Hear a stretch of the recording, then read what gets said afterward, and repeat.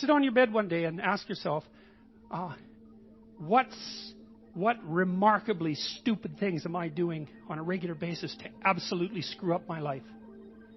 And if you actually ask that question, but you have to want to know the answer, right? Because that's actually what asking the question means. It doesn't mean just mouthing the words. It means you have to decide that you want to know. You'll figure that's out so fast it'll make your hair curl. There's no better pathway to self-realization and the ennoblement of being than to posit the highest good that you can conceive of and commit yourself to it. And then you might also ask yourself, and this is definitely worth asking, is do you really have anything better to do? And if you don't, well, why would you do anything else? If you orient yourself properly and then pay attention to what you do every day, that works. And I actually think that that's in accordance with what we have come to understand about human perception, because what happens is that the world shifts itself around your aim. Because you're a creature that has an aim. You have to have an aim in order to do something. You're an aiming creature. You look at a point and you move towards it. It's built right into you. And so you have an aim. Well, let's say your aim is the highest possible aim. Well, then, so that sets up the world around you. It organizes all of your perceptions. It organizes what you see and you don't see. It organizes your emotions and your motivations. So you organize yourself around that aim. And then what happens is the day manifests itself as a set of challenges and problems. And if you solve them properly, then you stay on the pathway towards that aim. And you can concentrate on the day. And so that way you get to have your cake and eat it too. Because you can point into the distance, the far distance. And you can live in the day. And it seems to me that that makes every moment of the day supercharged with meaning. That's how, because if everything that you're doing every day is related to the highest possible aim that you can conceptualize, well, that's the very definition of the meaning that would sustain you in your life. Well, and then the issue is, well, back to Noah. Well, all hell's about to break loose and chaos is coming. It's like when that's happening in your life, you might want to be doing something that you regard as truly worthwhile. Because that's what will keep you afloat when everything is flooded. And you don't want to wait until the flood comes to start doing that, because if your ark's half built and you don't know how to captain it, the probability is very high that you'll drown. Ask and it shall be given you. Seek and ye shall find. Knock and it shall be opened unto you. For everyone that asketh receiveth, and he that seeketh findeth, and to him that knocketh it shall be opened. That sounded pretty optimistic again. But again, I think it's a description of the structure of existential reality. And by which I mean, when I'm in my clinical practice and I observe, and this is also the case with my students, is, let's say, people's lives aren't what they would like them to be. And so then you ask, why? Well, forget about tragedy and catastrophe, because that's self-evident, and we're not going to discuss that. Although the degree to which you bring about your own tragedy is always indeterminate. But I would never say that every terrible thing that is visited on a person is something they deserved. I think that that's a very dangerous presupposition, especially because everyone gets sick and everyone dies.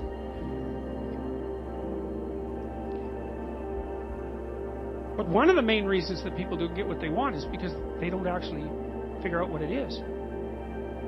And the probability that you're going to get what would be good for you, let's say, which would even be better than what you want, right? Because you might be wrong about what you want easily. But maybe you could get what would really be good for you. Well, why don't you? Well, because you don't try. You don't think, okay, here's what I would like if I could have it. And I don't mean in a way that you manipulate the world to force it to deliver you goods for status or something like that. That isn't what I mean. I mean something like, imagine that you were taking care of yourself like you were someone you actually cared for. And then you thought, okay, I'm caring for this person. I would like things to go as well for them as possible.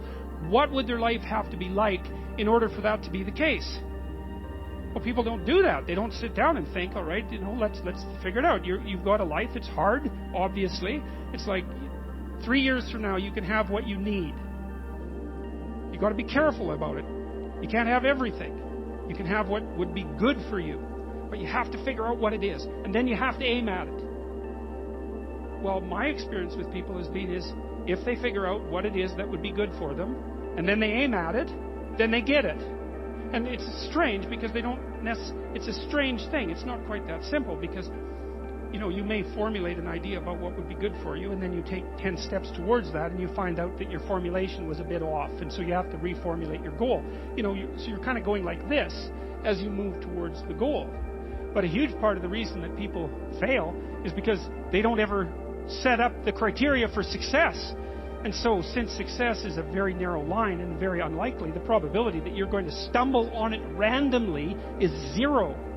And so there's a proposition here, and the proposition is, if you actually want something, you can have it. Now the question then would be, well, what do you mean by actually want? And the answer is that you reorient your life in every possible way to make the probability that that will occur as certain as possible. And that's a sacrificial idea, right? It's like, you don't get everything. Obviously. But maybe you can have what you need. And maybe all you have to do to get it is ask. But the asking isn't a whim or today's wish. It's like, you have to be deadly serious about it. You have to think, okay, like, I'm taking stock of myself. And if I was going to live properly in the world, and I was going to set myself up such that being would justify itself in my estimation, and I don't mean as a harsh judge, exactly what is it that I would aim at? And so the issue is not so much the blindness of others, even though there's as much blindness among others as there is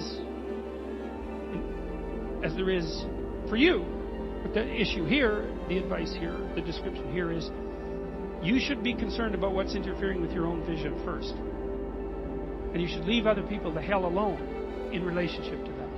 And so if your mode of being in the world is, if you would just act better, things would improve for me, or if you identify the evil and the catastrophe as something that's outside, that someone else needs to fix, or that someone else is responsible for, then you're not going to fix that. And you're going to remain blind to the things that you're doing and not doing that make things not go well.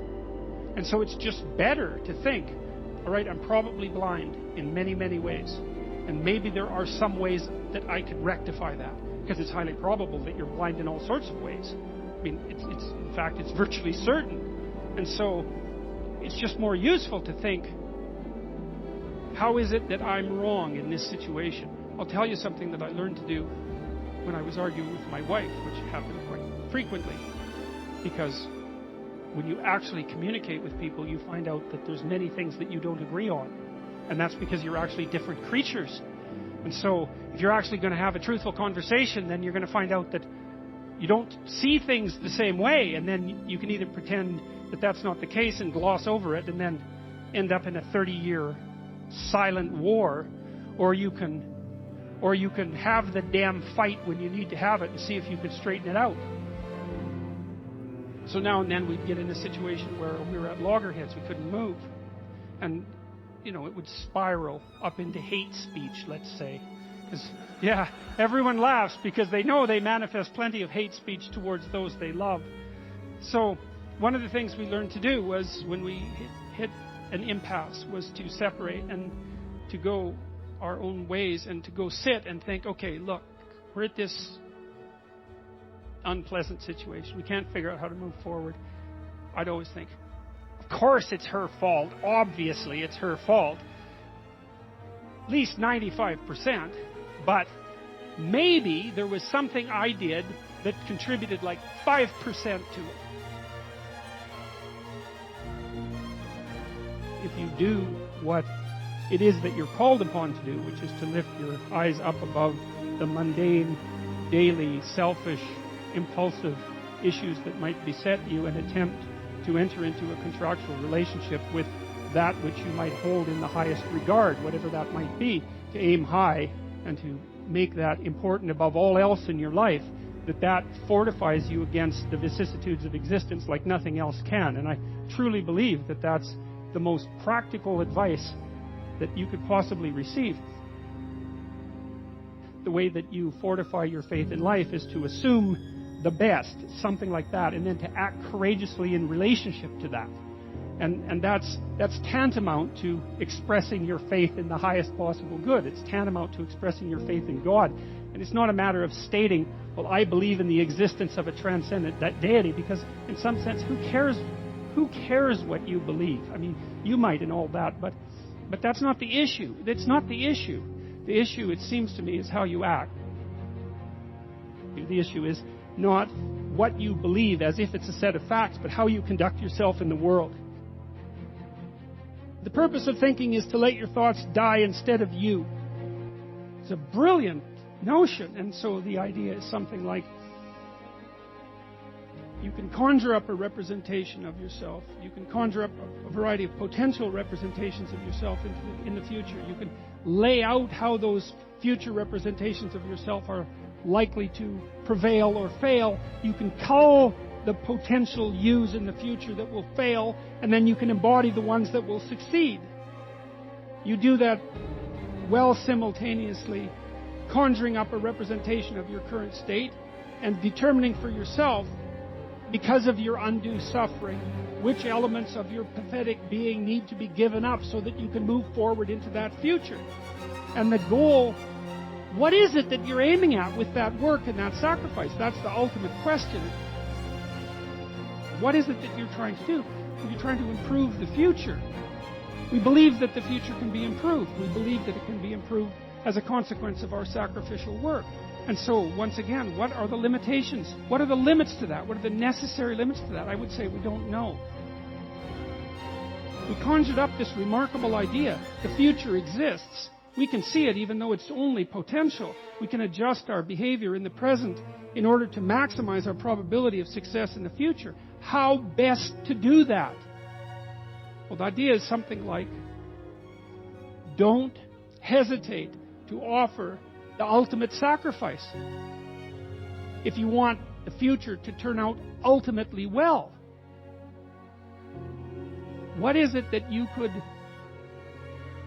contract for, let's say, if you were willing to give up everything about you that's weak and unworthy?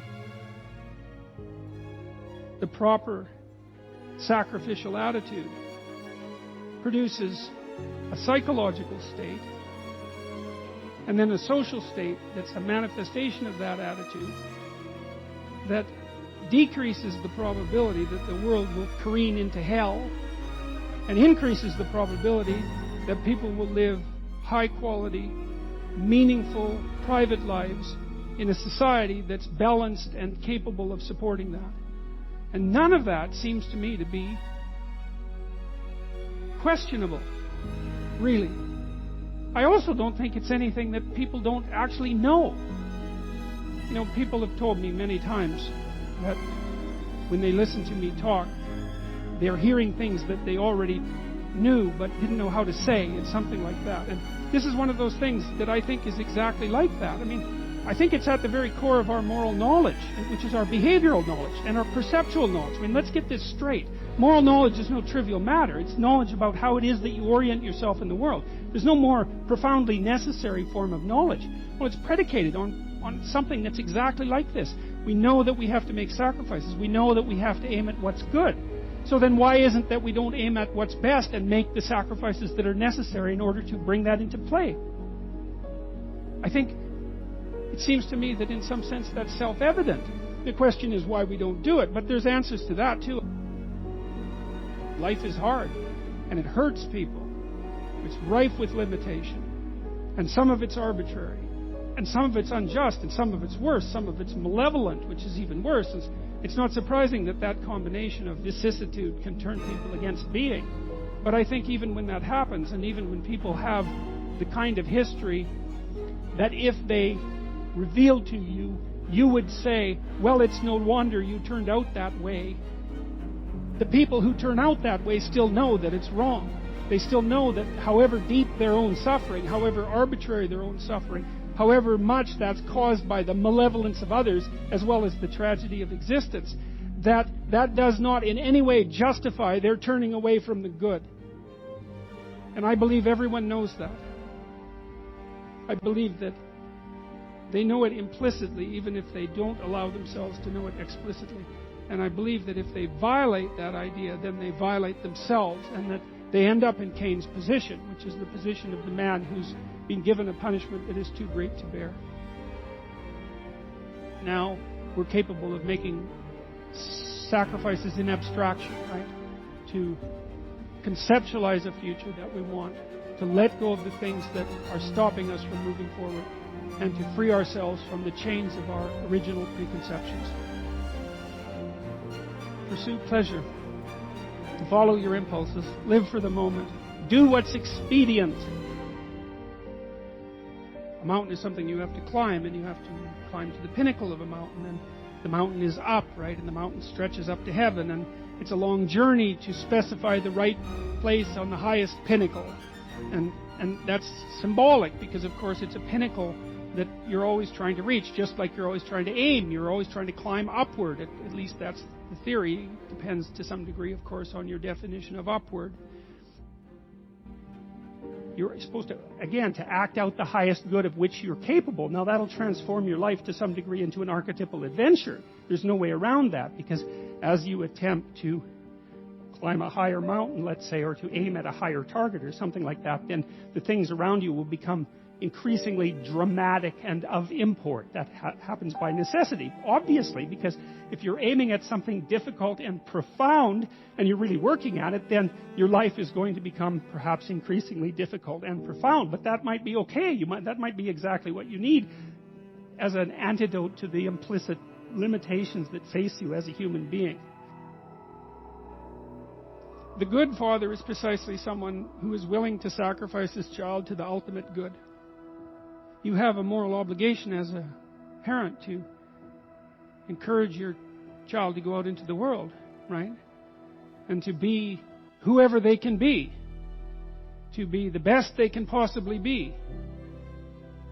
And in doing that, you're encouraging them to pursue the good. You're sacrificing them to the good. You're not keeping them for yourself selfishly. You're telling them that they can go out and live their life and live it properly. You don't want for your son what it is that you want for him. You want for your son what would be best for him and for the world. And you let go in precise proportion to your desire to have that happen. When you have an infant, you do everything for the infant, because the infant can do nothing for him or herself. But as the infant matures and is increasingly capable of doing things for him or herself, then you pull back, right? You pull back, and every time the child develops the ability to do something, you allow them or encourage them to do it, and you don't interfere. So if your child is struggling getting dressed, well, obviously there's some times that you help them, but mostly you let them learn so that they can know how to do it in the future. That's better for you, and it's certainly better for them. There's a rule if you're working with the elderly in an old age home, and the rule is something like, don't do anything for any of the guests, let's say, that they can do for themselves, because you compromise their independence. And so as a mother, you pull back and you pull back, and you let your child hit him or herself against the world, and you fail to protect them. But by failing to protect them, you encourage and ennoble them to the point where you're no longer necessary. Now, they may still want to see you, and it would be wonderful if that was the case, but the point is that you're supposed to remove yourself from the equation by encouraging your child to be the best possible person that person can be. And you sacrifice your desires, all of your desires, to that, your personal desires, even your desires for your child in relationship to you. Because you want them to move forward into the world as a light, right? As a light on a hill. That's what you want, if you have any sense. And so you don't get to keep your children at home because you need them. How do we come to know ourselves in terms of our personalities and, more importantly, potential? One of the first ways to come to know yourself is to understand that you don't. You can learn to kind of watch yourself like you're watching a stranger. So you have to understand that you don't know who you are. And that's not easy to understand because you think you know. But then, you remember you can't control yourself very well. You're not very disciplined. You're full of flaws. Maybe you don't know yourself as well as you think. But it's hard to get low enough to understand how deeply it is the case that you are ignorant about who you are. Now, there's an upside to that too, which also is that you're also ignorant about who you could be. And so the discovery of that, is some reward for the horror of determining who you actually are. Then you watch yourself. You watch yourself like you're watching a stranger. You watch what you say and you listen. You think, well, what sort of person would say that? And how am I reacting emotionally when I'm communicating in that manner? Is that making me feel stronger or weaker? Is it filling me with shame? Is it helping my confidence? Am I laying out a lie? Am I deceiving myself and other people? Am I adopting this personality at parties that is designed to impress and to amuse, and it comes across as nothing but self-centered narcissism? What are my dark fantasies? What are my aggressive fantasies? What is it that I'm willing to do? What am I interested in so that I'll spontaneously pursue it? What do I procrastinate about and why? What am I unwilling to do? What do I think is good? What do I congratulate myself for accomplishing? And what do I berate myself for failing to confront and to implement? Those are all incredibly complicated questions, and you don't know the answers to them. So that's the start. And then in terms of potential, well, you'll discover a little bit more about your potential as you discover who you are, especially the darker parts of yourself, because then you discover your potential for mayhem. There's some real utility in that. The discovery that you're dangerous. It's such a useful discovery. It's actually something that strengthens you, because the first thing that a realization like that can in fact produce is the ambition to incorporate that danger into a higher order personality. And that can make you implacable. That can make you someone who can say no when you need to say no. That can make you someone who won't avoid necessary conflict. And so that's unbelievably useful. And so that's one of the potentials that you might discover. The other thing you do to discover your potential is you challenge yourself. It's like, take a bit of a look at yourself and think about what's not so good that you could improve, that you should improve by your own standards, and that you would improve, and set yourself a little goal. Maybe you're not studying at all at your university, or maybe you're at work and you've got this stack of paper there, and you haven't looked at that damn stack for like a month, and you know that you should be, and you're bothering yourself at night because you're avoiding that. It's like, maybe think, well, I've avoided that stack of paper completely for 1 month. I'm quite a coward when it comes to whatever snakes might be hidden in that stack of paper. How about tomorrow I just put that stack of paper in front of me on my desk and I glance through it for 15 seconds. See if I can do that. It's like, well, you set yourself a goal of improvement. It's a humble goal. There's things you could do to improve, and you know what they are. And there's small steps that you could take, that you might take, that would put you in that direction. And then the question is, are you big enough to take those small steps? Are you capable of grappling with the fact that you're fundamentally flawed to the point where you have to break things down into almost childlike steps in order to manage them? And the answer to that is, yeah, you are. Most people have things they avoid, and they're afraid of. So I would say to some degree it's the lot of everyone. People vary in the degree to which they've conquered that. And you do meet people from time to time who are extraordinarily disciplined. But most of the time they've got disciplined in exactly this manner, through slow incremental improvement. And then you challenge yourself. It's like, well, could I do this? That would be better. And you find out. And then you think, well, is there something slightly larger and more challenging that I could do that would be better? And you try it and you find out. And as you try it and you find out, generally you get better at it and you can take on larger and larger challenges. You take responsibility for yourself. That's part of standing up straight with your shoulders back. It's like, take on the world, man. but only at the level that you can manage. When you're ignorant and biased and deeply flawed and immature, it's where everyone starts. You don't want to bite off more than you can chew, but it doesn't mean that you can't wrestle with part of reality. Some part that's small enough so that you have a good shot at victory. And then you attain victory over some small part of the chaos. And then you're the person who's victorious over chaos.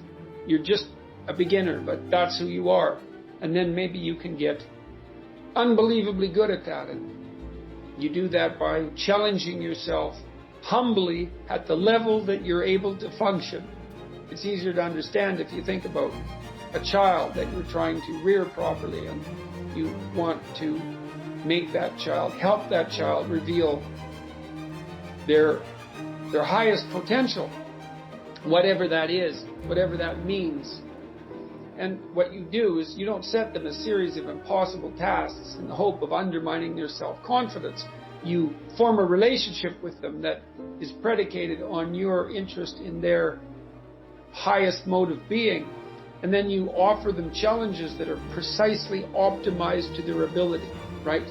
So they can do them, but they have to stretch.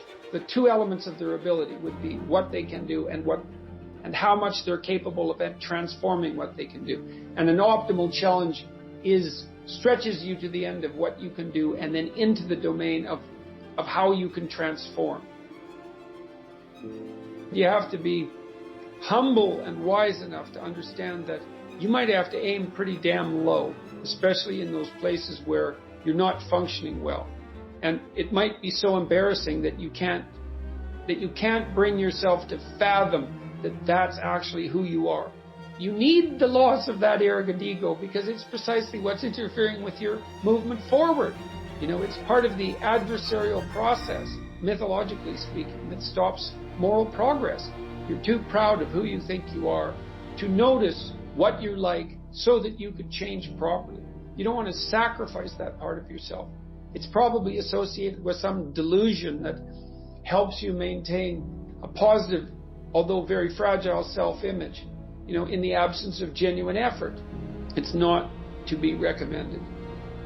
So, you know yourself by watching and paying attention. It's not thinking exactly. It's not imagination. It's watching like you're a snake. Because a snake watches like cold-bloodedly, with no emotional reaction, just to see what's there. It doesn't allow what is wanted or desired to interfere with what is observed. So you watch yourself like that, as if you don't know who you are. Well, that's the beginning. And then you challenge yourself continually to see how far past yesterday you can push today and tomorrow. And to continually experiment with expanding the domains not only of your competence, but of your ability to increase that competence. The upper limit to that is proportional to the moral effort that you put into it. The more that's guided by the highest of all possible visions, right? The alliance with the highest of all possible conceivable good. The more it's accompanied by truth in speech and action, the more you will develop your potential. And I believe that potential to be as unlimited in the upward direction, more unlimited in the upward direction than it is unlimited in the direction that brings people to the political and social hells that so often characterize the world that we inhabit. And so you also, I suppose, have to be willing to undertake that as an adventure, because it's a hell of a thing to bear that kind of responsibility. It takes a person out of the ordinary. It takes them out of themselves. But there's deep meaning to be had in it, and there isn't anything better that you can do. There's this old idea that you go into the abyss. It's an idea that you can gaze into the abyss. You gaze long, and what you find in the abyss is a monster. That's the dragon at the bottom of the abyss, let's say. That's Satan himself, for that matter.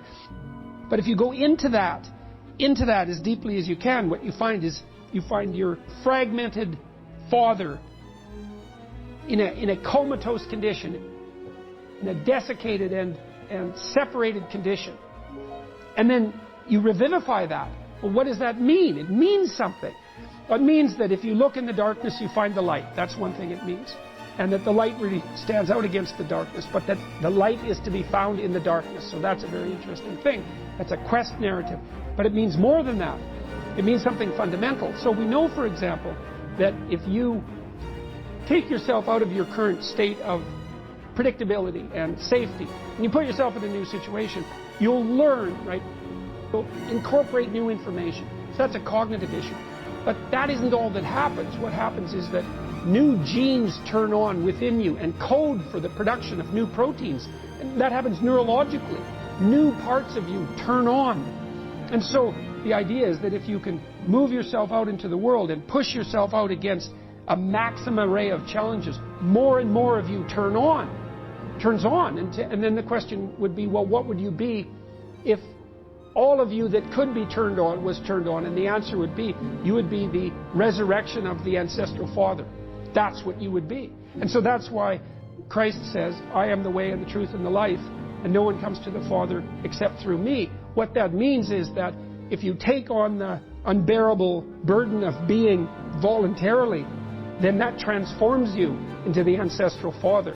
And that's true. And so that's unbelievably optimistic. It's so interesting because it's dark beyond belief.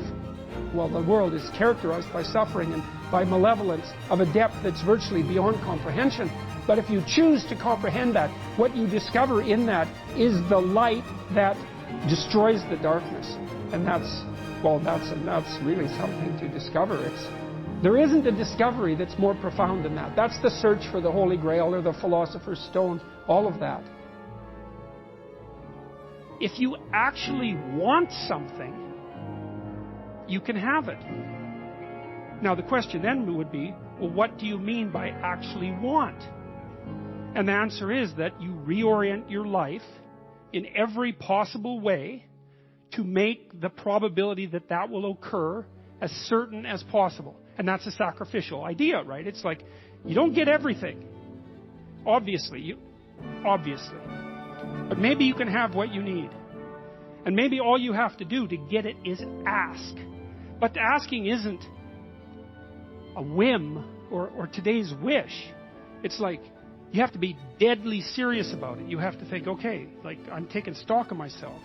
And if I was going to live properly in the world and I was going to set myself up such that being would justify itself in my estimation, and I don't mean as a harsh judge, exactly what is it that I would aim at? You could try this. This is a form of prayer. Knocking. Sit on your bed one day and ask yourself, what remarkably stupid things am I doing on a regular basis to absolutely screw up my life? And if you actually ask that question, but you have to want to know the answer, right? Because that's actually what asking the question means. It doesn't mean just mouthing the words. It means you have to decide that you want to know. You'll figure that's out so fast it'll make your hair curl. You're perfectly capable of thinking. God only knows how. You're perfectly capable of immense feats of imagination and dream and fantasies. God only knows how you do all of that. What would happen if you consulted yourself about the best possible outcome for you? You might get an answer. In order for us to set things right, we have to understand that we have to take on that burden of ultimate responsibility. Not only as if it's ours, which it is, but as if there isn't anything better that we could do. And you have an ethical obligation to lift the heaviest load you can possibly conceive of. And that's the primary call to adventure in life. You need a meaning in your life to forestall the suffering and to make you strong enough to resist malevolence. Where's the meaning to be found? Rights, impulsive pleasure, and happiness? No. Responsibility? Oh, who would have guessed that? It's not part of the narrative. What makes life worth living is to pick up, take its catastrophe and embrace it and carry it, and to realize through that process who you are. When I talk to audiences about the relationship between responsibility and meaning, they inevitably go dead silent. There's not a rustle, there's not a cough. It's like, is that the secret? Is that the secret? Is that it's the voluntary adoption of responsibility? It's like, well, that's the central message of the West. It's like to pick up your cross and bear it. You know, and everyone's been told that, but they don't know what it means. Because it's not been articulated enough so that it becomes something that's practical. It's like, yes, look at the terrible responsibilities you have right in front of you. Your family is hurting. You're in trouble. There's problems in the world. It's like all of that's right there. And all you have to do is take responsibility for it. And then you've got what you need. It's something so magnificent that happiness pales in comparison. And so it's thin gruel happiness. And young people know that. They're pursuing hedonistic pleasure. And you know, no wonder. But there's nothing in it that's sustaining. And all it does is make you cynical. It's like, is that all there is? Another one-night stand? Another binge party? You know, and it's not like I have anything in principle, against some of that exuberant, youthful hedonism. Look, the universities have turned into places of parties. Why? Well, because that's what the students find best to do there. Well, that's not good. What you want to offer them is a reason to not party. It's like, no, you got to understand. You come to this class hungover. You're not going to be able to get it. You're not going to be able to write properly. You're going to pay a price for that hedonism. It's like, and the price will be too high for you to bear. It's like, oh, well, enough hedonism for me then. Like, I've got something important to do. That's the way out of that. Before you can be a painter who can paint what's beyond mere memory, you have to inculcate that discipline, skill, and a lot of that is painful repetition and hard grinding work. It's the sacrifice of the present for the future. But once you manage that, then things open up. That's why we have disciplines, right? I mean, the words aren't there by accident. You have to narrow yourself first, and then you can broaden outward. And so that's part of the process of maturation. That's part of the sacrifice of childhood. Say, in childhood you're nothing but potential, but it's not realized and you don't know how to realize it. And so then the question is, well, how do you get to a point where you realize the potential? And the answer is, you sacrifice almost all of it to a single direction.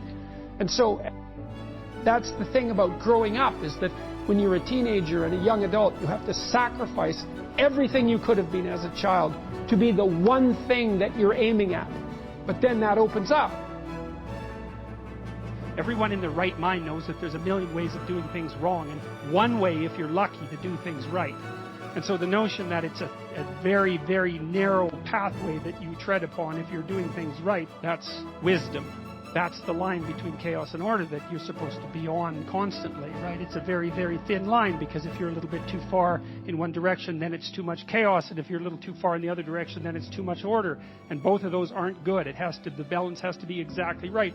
And you can feel that, and I truly believe you can feel that, and I think it's your deepest instinct. It's your deepest instinct, and I mean that biologically. I don't mean that metaphorically. I think that your psyche is arranged to exist in a cosmos that's composed of chaos and order. I think that's why you have the hemispheric structure that you have. And then when you feel as if you're meaningfully engaged in the world, when the terror of your mortality strips away and you're engaged and it's timeless, that's the deepest instinct you have telling you that you're in the right place at the right time. And then what you do is practice being there. Practice being there. And that's that narrow spot that's so difficult to find. You wander around it. Maybe if you're lucky, you can watch. You can watch. This is an experiment. Watch yourself for 2 weeks. Like you don't know who you are, because you don't. So watch yourself for 2 weeks and notice there's going to be times when things are proper. They're arrayed properly for you. It's not easy to notice, because when they're arrayed like that, you're so engaged, you don't exactly notice, you know. But you'll see, oh, I'm in the right place. It's like, okay, how'd I get here? What am I doing right? You know, how is it that this could happen more often? I'd like this to happen more often. How would I have to conduct myself in order for that to happen more often?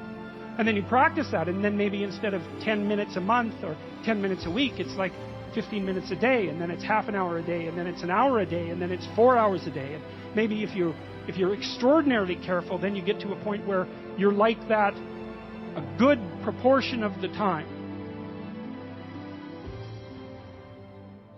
You are not the master of your own house. There are spirits that dwell within you, meaning you have a will and you can exercise a certain amount of conscious control over your being, but there are all sorts of things that occur within you that seem to be beyond your capacity to control. Your dreams, for example, that's a really good example, or your impulses, for example. You might think of those as so foreign from you that they're not even, you don't even want them to be part of you. But more subtly even, how about what you're interested in, what compels you? Where does that come from? Exactly. Because you can't conjure it up of your own accord, you know. So if you're a student and you're taking a difficult course, you might say to yourself, well, I need to sit down and study for 3 hours. But then you sit down and that isn't what happens. Your attention goes everywhere.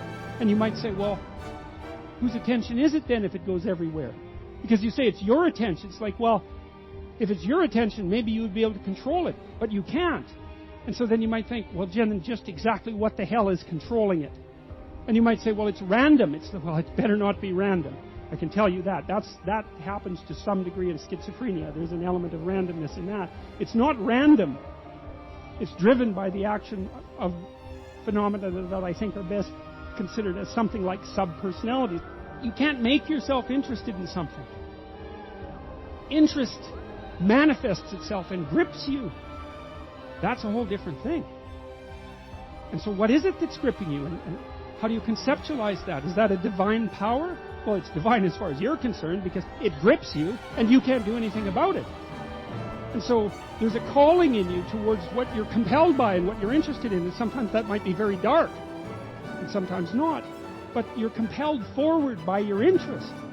And so the idea that what moves you away from your country and your father's house and the comforts of your childhood home is something that's beyond you and that you listen to and hearken to. That's exactly right. And you can say, well, I don't want to call that God. It's like, it doesn't matter what you call it. Exactly. It doesn't matter to what it is, what it's called. It still is. And if you don't listen to it, that's the other thing. If you don't listen to it, and I've been a clinician and talked to enough people now, as old as I am, to know this absolutely. If you do not listen to that thing that beckons you forward, you will pay for it like you cannot possibly imagine. You'll have everything that's terrible about life in your life and nothing about it that's good. And worse, you'll know that it was your fault and that you squandered what you could have had. So, this is not only a calling forth, but a warning. One of the things that I've noticed in my life is that nothing I've ever done was wasted. And by done, I mean put my heart and soul into, like attempted with all of my effort.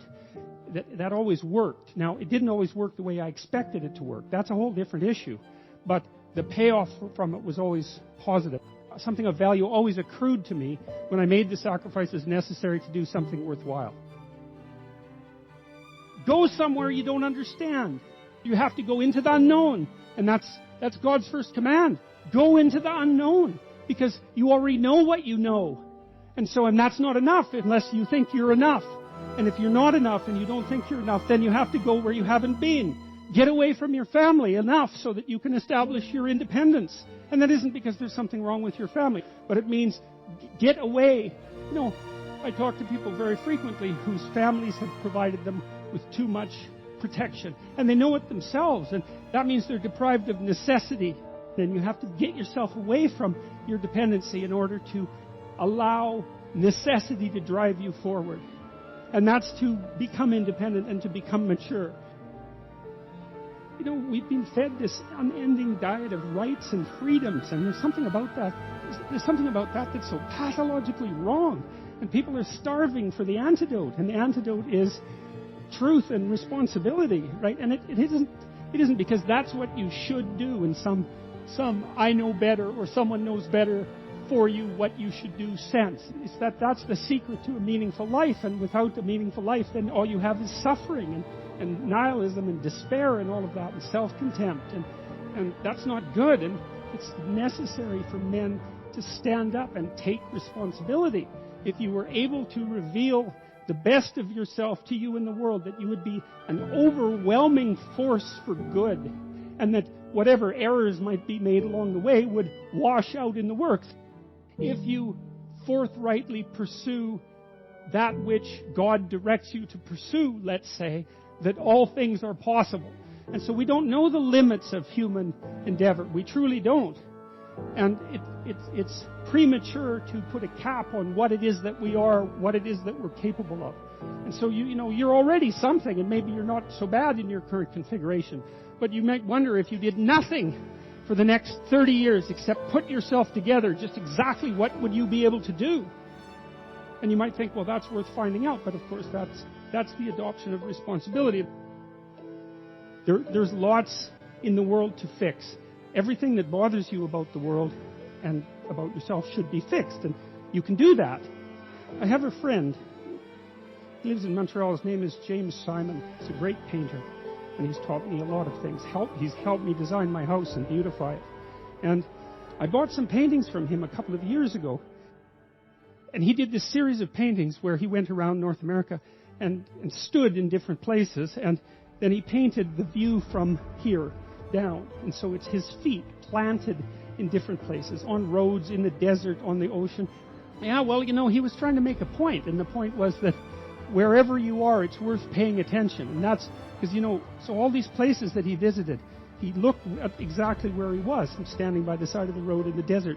It's sort of mundane in some sense, but then maybe he put 40 hours into that painting. And it's very, very realistic painting with really good light. And what he's telling you as a painter is everything is worth paying attention to an infinite amount, but you don't have enough time. And so the artist does that for you, right? The artist looks and looks and looks and looks and looks and then gives you that vision. And so then you can look at the painting and it reminds you that everything that there is right where you are. And that's a hard thing to realize, but it's actually true.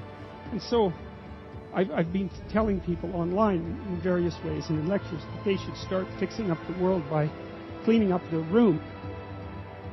How you would like your life to be, what you would like your character to be 3 to 5 years down the road, if you were taking care of yourself like you were taking care of someone that you actually cared about. So you kind of have to split yourself into two people and treat yourself like someone you have respect for and that you want the best for. Now, it's not easy because people don't necessarily have respect for themselves and they don't necessarily want what's the best for themselves because they have a lot of self-contempt and a lot of self-hatred, a lot of guilt. I think you have an obligation. It's one of the highest moral obligations to treat yourself as if you're a creature of value. How you would like your friendships to be conducted. Because it's useful to surround yourself with people who are trying to move forward and more importantly, who are happy when you move forward and not happy when you move backwards. Not when you fall, that isn't what I mean, but when you're doing self-destructive things, your friends shouldn't be there to cheer you on. You look at the world through a story. You can't help it. And the story is what gives value to the world, or the story is what you extract from the value of the world. You can look at it either way. You're somewhere and it's not good enough. Right? That's the eternal human predicament. Wherever you are isn't good enough. And to some degree that's actually a good thing, because if it was good enough, well, there's nothing for you to do. So it's actually maybe a good thing that it's insufficient. And that might be why sometimes having less is better than having more. And I don't want to be a Pollyanna about that. I mean, I know that there's deprivation that can reach to the point where it's completely counterproductive. But it isn't always the case that starting with little is... if you start with little, you start with more possibility. It's something like that. So you move always from what's unbearable about the present to some better future, right? And if you don't have that, then you have nothing but threat and negative emotion. You have no positive emotion, because the positive emotion is generated in the conception of the better future and then the evidence that you generate yourself that you're moving towards it. That's where the positive and fulfilling meaning of life comes. So you want to set up this structure properly. It's very, very important. And so what it means is that you want to be going somewhere that's good enough so that the going is worth the while. And you can ask yourself that. And, well, we know what's wrong with life. It's rife with suffering and insufficiency and deception and evil. It's all of that, obviously. Okay, what would make the journey worthwhile? Well, you can ask yourself that. It's like, all right, in order to bear up under this load, what is it that I would need to be striving to attain? And if you ask yourself that, that's to knock and the door will open. That's what that means. If you ask yourself that, then you will find an answer and you'll shrink away from it. You'll think, well, there's no way I could do that. It's like, well, you don't know what you could do. You don't know what's possible. And you're not as much as you could be. And so God only knows what you could do and have and give if you sacrificed everything to it. You have to sacrifice that which is most valuable to you currently that's stopping you. And God only knows what that is. It's certainly the worst of you. It's certainly that. And God only knows to what degree you're in love with the worst of you. Resentment is a key human motivation, and I would say it's a great teacher. To listen to your resentment is one of the best things you can possibly do. Resentment only means one of two things. It means either, like, shut the hell up, grow up, quit whining, and get on with it. That's one thing it means. Or someone is playing the tyrant to you, might even be you. You have something to say and do that you should say and do to put it to a stop. And so maybe resentment can show you the pathway to doing that. Like, a resentful person wants other people to change. And if you're resentful, then your motivations aren't trustworthy. In fact, they're very, very dark. And what should you do instead? How do you treat your own resentment? I would say, well, Solzhenitsyn, who I'm a great admirer of Solzhenitsyn, his book, The Gulag Archipelago, was one of the things that brought down the Soviet Union. And he said that one man who stopped lying could bring down a tyranny. And, he said that with some authority. He said when he was in the Gulag camps, meditating on how the hell he got there, and he had a rough life, man. I mean, first of all, he was on the Russian front at the beginning of World War II, and then he was thrown in the Gulag camps, and that was just the beginning of his adventures, man. He had a rough life. And he was in the camps, and he was thinking, what the hell? How did I get here? What's going on? I mean, he had Hitler and Stalin to blame, right? So if you need someone to blame, man, Hitler and Stalin, that's great. But that isn't what he did. He said he meditated for a while once he realized that he might have something to do with, in some strange way, with the way things turned out for him. And he said he went over his life with a fine-tooth comb in his memory. He thought, okay, where did I go wrong? But by my own judgment, when there was a path in front of me, when did I take the path that I knew I shouldn't take? Because you all know that, right? You know. Sometimes you don't know if what you're doing is good or if it's bad. It's just ignorance. You just don't know. But sometimes you bloody well know, and you do the thing you know you shouldn't do anyways. That happens a lot. And why do you do that? Spite is part of it. Stupidity. There's all sorts of reasons, but you certainly know you do it. Solzhenitsyn thought, okay, well, what would happen if I took responsibility for where I am in this concentration camp, and then I went over my whole life and tried to figure out all the things I did that were wrong by my own estimation that increased the probability that I would get here, and then what would happen if I tried to set them all right now in the present? And that's why he wrote the Gulag Archipelago. And one of the consequences of that, as I said, was it sped the dissolution of the Soviet Empire. So, hey, that's not bad, eh? Like, you make a real confession, you really repent, you do your penance, which is writing this book, and you completely change the geopolitical landscape of the world. It's like, and that's worth thinking about, because it's not only Solzhenitsyn who did that. Nelson Mandela did something quite similar. It's not so impossible. And so the idea that what you should do if you're feeling resentful about the nature of being, or suffering too much for your own life, let's say, is straighten the damn thing out. Like, seriously, try it for a year even. Try it for a week. Try not doing the things you know you shouldn't do. Try not saying the things you know to be false. And just watch what happens. You might as well give it a shot, right? Because you say, well, I'm all in for a year. I'm going to do things right. And then I'll just stand back and I kind of watch how things unfold. And maybe I'll reconsider at the end of that year. It's like, try it. Try it. I mean, I would say I've had thousands of letters now from people who are saying, hey, I tried that, and hey, it worked. I read this great line in a T.S. Eliot play called The Cocktail Party. And in it, this woman comes up to a psychiatrist and she says, I'm having a really rough time of it. I'm suffering badly. My life is not going well. And then she says, I hope that there's something wrong with me. And the psychiatrist says, well, what the hell do you mean by that? And she says, well, here's how I look at it. There's either something wrong with the world, and I'm just in it, and that's how it is. And then, what am I going to do about that? Because it's the whole world. Or maybe I could be fortunate, and there's something wrong with me that's causing all this unnecessary suffering, and if I could just set it right. I could learn, and I could set it right. And so, I've been thinking about that for a very long time. And I think, well, if your life isn't going the way it is, you can find someone else to blame, which is pretty convenient for you and also relatively easy. Or you could think, okay, I don't like life. I don't like the way my life is unfolding. Maybe I don't like life in general because it's tragic and tainted with evil. How do I know if my judgment is accurate? And the question is, well, have I really done everything I possibly could to set my life straight? Because maybe I shouldn't be judging its quality or the quality of life itself or being itself, for that matter, if I haven't done everything I possibly could to set my life straight. Well, so there's a task. The humility element is, it took me a long time to understand why there's religious injunctions supporting humility.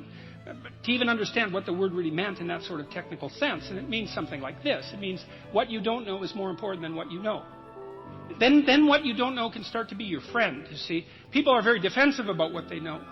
But the thing is, you don't know enough. And you can tell you don't know enough because your life is not what it could be, and neither is the life of the people around you. You just don't know enough. And so what that means is that every time you encounter some evidence that you're ignorant, someone points it out, you should be happy about that because you think, oh, you just told me how I'm wrong. It's like, great. Like maybe I had to sift through a lot of nonsense to get through the real message that you're telling me. But if you could actually tell me some way that I'm wrong and then maybe give me a hint about how to not be wrong like that, well, then I wouldn't have to be wrong like that anymore. That would be a good thing. And you can embark on that adventure by listening to people. And if you listen to people, they'll tell you amazing things if you listen to them. And many of those things are little tools that you can put in your toolkit, like Batman. And then you can go out into the world and use those tools, and you don't have to fall blindly into a pit quite as often. And so the humility element is, well, do you want to be right or do you want to be learning? And it's deeper than that. It's, do you want to be the tyrannical king who's already got everything figured out? Or do you want to be the continually transforming hero, or fool for that matter, who's getting better all the time? And that's actually a choice, you know. It's a deep choice. And it's better to be the self-transforming fool who's humble enough to make friends with what he or she doesn't know and to listen when people talk. And listening is a transformative exercise. Like if you listen to the people in your life, for example, if you actually listen to them, they'll tell you what's wrong with them and how to fix it and what they want. They can't even help it if you start listening, because people are so shocked if you actually listen to them that they tell you all sorts of things that they might not have even intended to, things they don't even know. And then you can work with that. And the other thing that's so interesting, you know, now and then you have a meaningful conversation, right? You have a good conversation with somebody, you walk away and you think, geez, you know, we really connected, and I know more than I did when I came away from that conversation. And during the conversation, you're really engrossed in it. And that feeling of being engrossed is a feeling of meaning. And the feeling of meaning is engendered because you're having a transformative conversation. So your brain produces that feeling of meaning for you. It says, oh yeah, this is exactly where you should be right here and now. It's the right place and time for you. And that's a great place to occupy. And so a good conversation where people are listening has exactly that nature. And the reason it has that nature is because it is, in fact, transformative. It's one of the truisms of clinical psychology. Like, if you're a clinical psychologist, a huge part of what you do is just listen to people. It's like, you know, they come in, they're unhappy, and they'd rather not be, something like that. You say, well, why do you think you might be unhappy? And they don't know. They have some ideas, and they may have to ramble around for like a year before they figure out why they're unhappy. They get rid of a bunch of reasons why they thought they were unhappy that are untrue, and then you kind of get to the heart of the problem. Then you might ask them, well, if you could have what you wanted so that your life would be okay, what would that look like? Then they have to ramble around a bunch about that because they don't really know. But the listening will straighten them out because people think by talking. And in order to think, you have to have someone to listen, because it's very hard to think. Hardly anyone can think. And even the people who can think can only think about a limited number of things. But almost everybody can talk. And you can listen to yourself talk, and if someone listens to you, then you also have a foil for your thoughts, right? Because you can watch the person when you're talking and see if you're boring or see if you're amusing or if you're engrossing, all of those things. So like if you're arguing with your wife, let's say, or your husband, big party is going to want to win. That's stupid, because you don't want that. You want to defeat your wife in an argument. Oh, well, great. Like, if she was going to disappear tomorrow, no problem. But, like, you're going to, like, live with defeated, miserable her for the next week?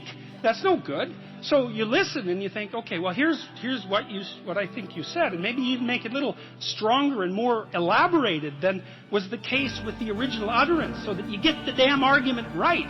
Because you don't want to win. You want to fix the problem. That's the winning.